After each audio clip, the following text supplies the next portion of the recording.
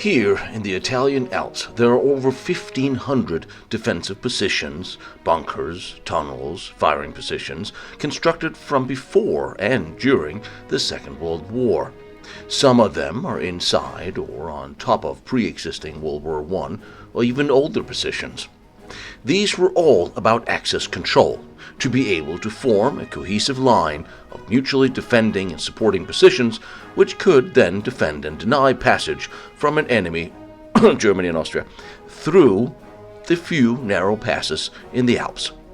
Most of the construction was performed starting before World War II and ended around 1942 when Hitler told Mussolini to knock it off. Then, for some years, these positions and tunnels and forts carved into mountainsides sat dormant until Italy joined NATO in 1949, and they were repurposed for the Cold War, facing slightly towards the east. What makes these constructions so unique and impressive is they were secret and extremely well camouflaged, and all extremely unique given the specific circumstances surrounding each individual particular location that they happen to be in, whether it be a mountain, a narrow road passage, a tunnel, or a river. Now here is an overview of the area we're going to visit. Currently this river is flowing from the mountain runoff on a broad riverbed full of rocks. It is relatively dry today. There are positions in the mountains nearby on higher elevations. However, here it would be perfect for an enemy to try to penetrate the river or cross it. So where would you place your ideal defensive position here? Take a look. Would it be by the lake bed? On the beaches? Or here? Or maybe over here? You would look for a place that would overlook the entire riverbed, right? So where would be a sound, defensible location? So anything coming down the valley on either side could be fired upon by this thing. Try to channel your inner Mussolini for a minute. So, of course, you come up with placing it in the middle of the riverbed, because of course it is. That little rock sticking out there in the middle is not a rock at all. That is one of the best camouflaged bunkers I have ever seen. Just don't expect, fighting from here, that anybody would actually bring you supplies after heavy rainfall. But then again, just symbolic of how things are done here. And I absolutely love it and have to show Things you. I didn't expect to see in the middle of a riverbed. This is one of the Italian positions that was built before World War II. Much to Hitler's chagrin, until he finally told Mussolini to knock it off. Seems fair, really. But they built a little pillbox here in the middle of the river.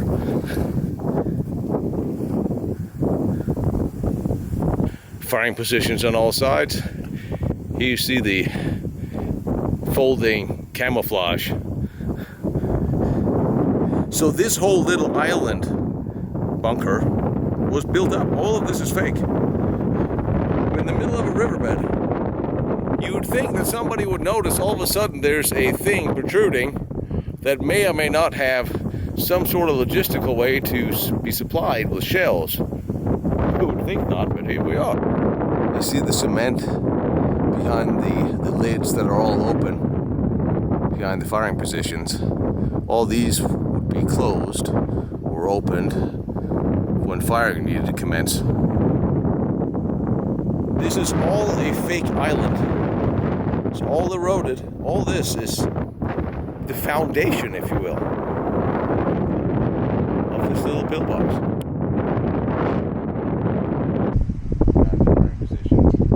All these closed.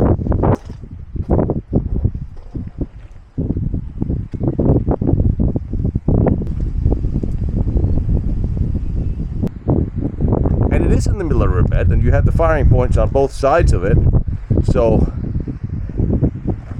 anything that would come down either side could be shelled. And there's a road on either side of this. It is a beautiful place, even if it is going to start raining very shortly. See, everything is shaped. The rock up here is shaped. the stones, even the little berm here. And you gotta love how you can see the cement have been shaped in shape of, well, rock. And then you dip all these rocks and stones inside so you can sort of give away the illusion that this is a natural rock formation. Yeah, it certainly is a formation of rocks. And you can clearly tell this is World War II. We have the rebar, we have the cement here. And you have the cement inside.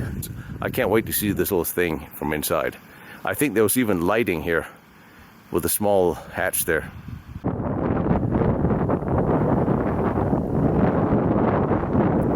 Wonder how much water that used to flow through here.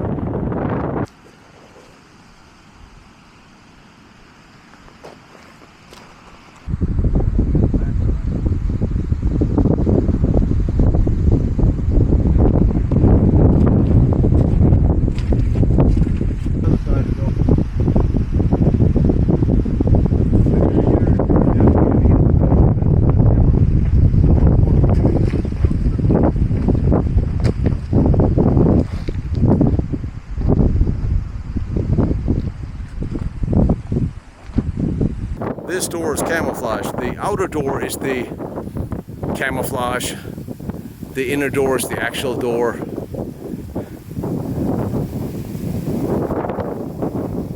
Another firing position in there. Wonder if it's open.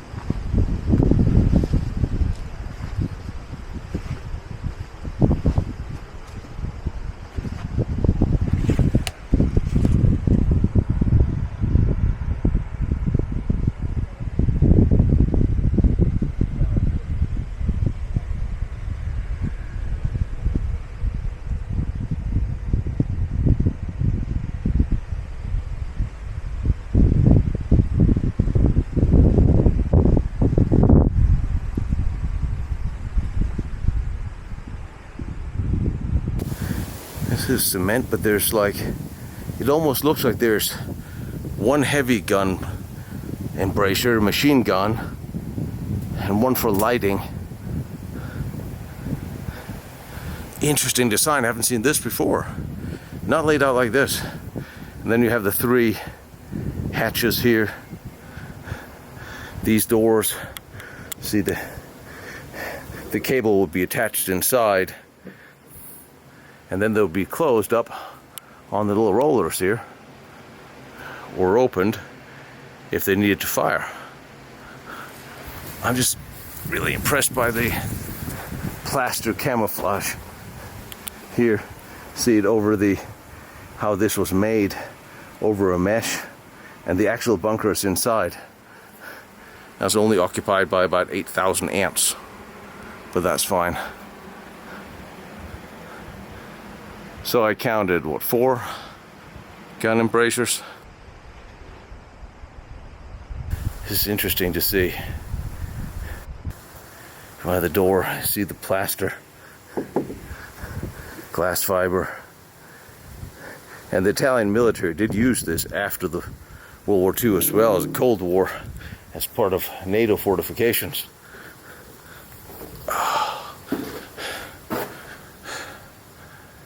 Now let's see what we're looking at here. Heavy steel door, of course, that is not moving, so I guess I'm just going to have to squeeze around it. This is every bit as cramped as I imagined it would be.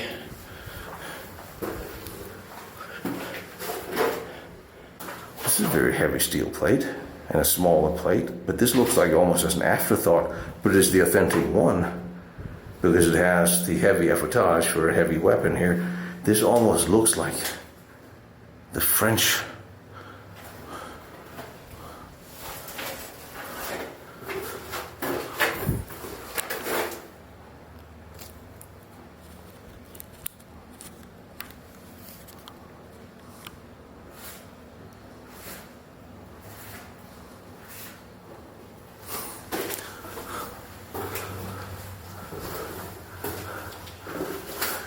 must be lighting, ventilation.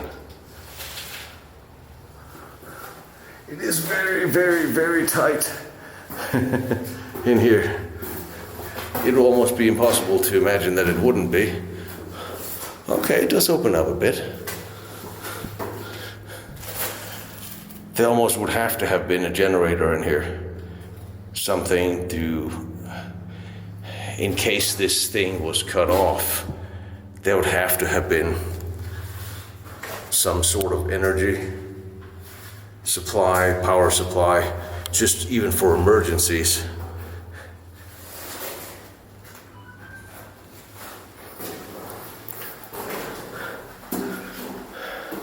So I would imagine the electricity would come from a nearby city, and that could be cut. Also, there's telephone connections here. The winch to open the gate here is missing, but here, telephones.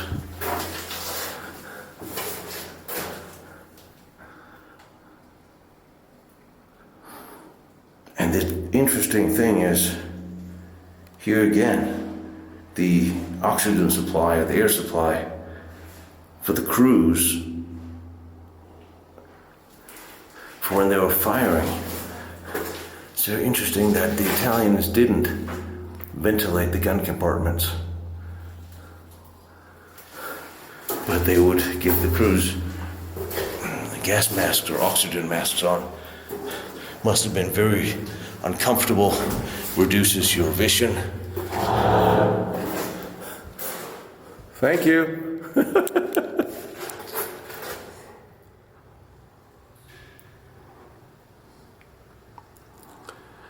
If I didn't know any better, I would say the Italians used this during the Cold War as well. Can't think of why on earth they would. The Cold War doesn't exactly lend itself to this time of a facility.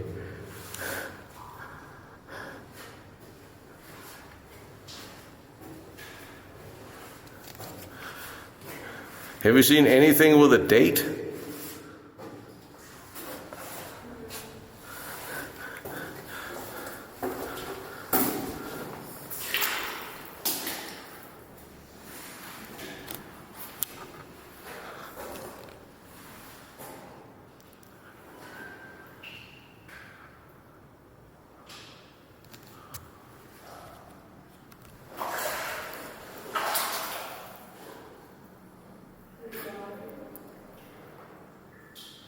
Here's a heavy ventilation up here. Well, some of this is certainly not World War II. Some of this is Cold War.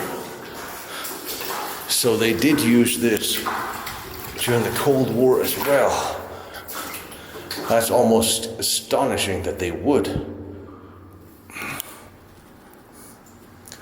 What could you possibly... I mean, a Cold War scenario,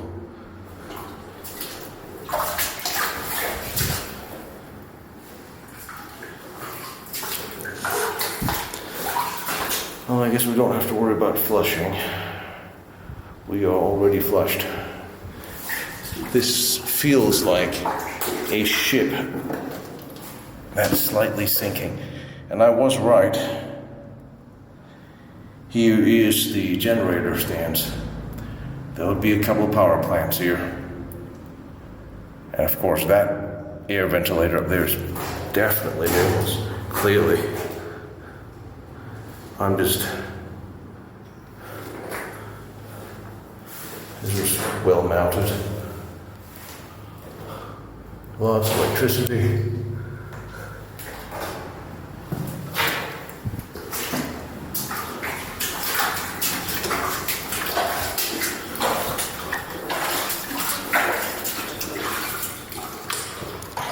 Could you imagine fighting here? You are cut off from anything. You have almost 1,000 yards to land in any direction. If anything goes wrong and you're hauled up here, you're in a world of trouble. The enemy can just sit here and take you apart, but look at how thick the walls are. The walls are incredibly thick. This almost gives to me a communication shaft for lighting, like the French did at the old World War I forts.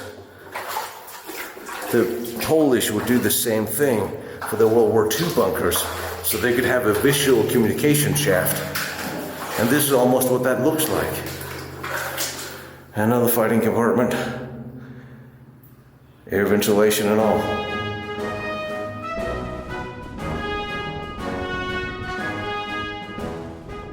So here we have 4 firing positions, 2 for heavy machine gun and 2 for anti-tank guns. Their armament was a Breda 37 and probably a Fiat anti-tank gun.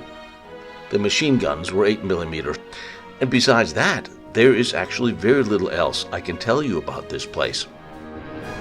I wonder if the Italians used the same oxygen system for World War II. These are very impressive. And when you look out through this, to see how much space, there's 3, 4, 5 meters of cement between you and the outside. That's pretty damn impressive. That is pretty damn impressive. And all this equipment would run on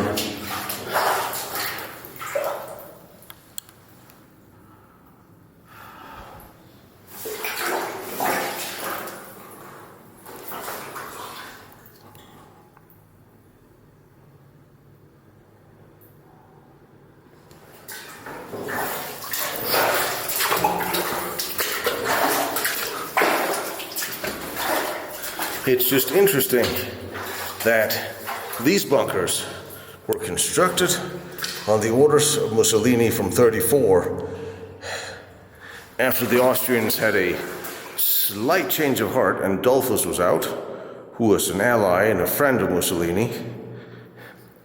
He was out, and still Mussolini began to build these for eventualities. And of course, he was then later an ally of Hitler after he had annexed Austria and Czechoslovakia. But he continued to build all the way up until 1942, when Hitler finally told him to knock it off.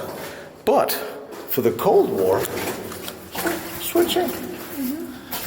for the Cold War, these were reactivated. And I don't understand why, because you have Austria to one side, and after the Second World War, Austria is really not going to cause a whole lot of trouble. Switzerland, same thing, never was an enemy.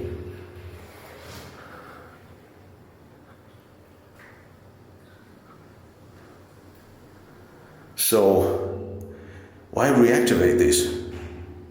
Was there a fear that the Russians would come through Austria and up through Italy this way?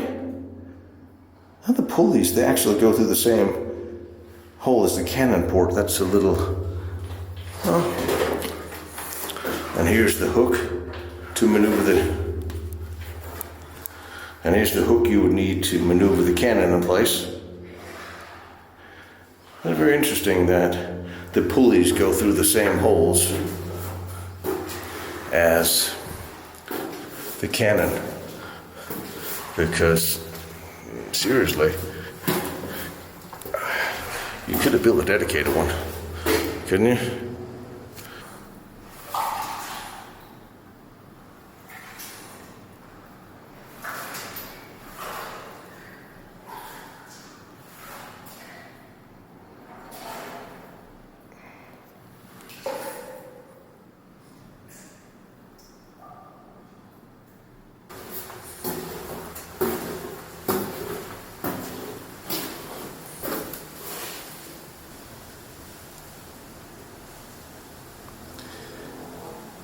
You would have a ventilation pulley here for the air.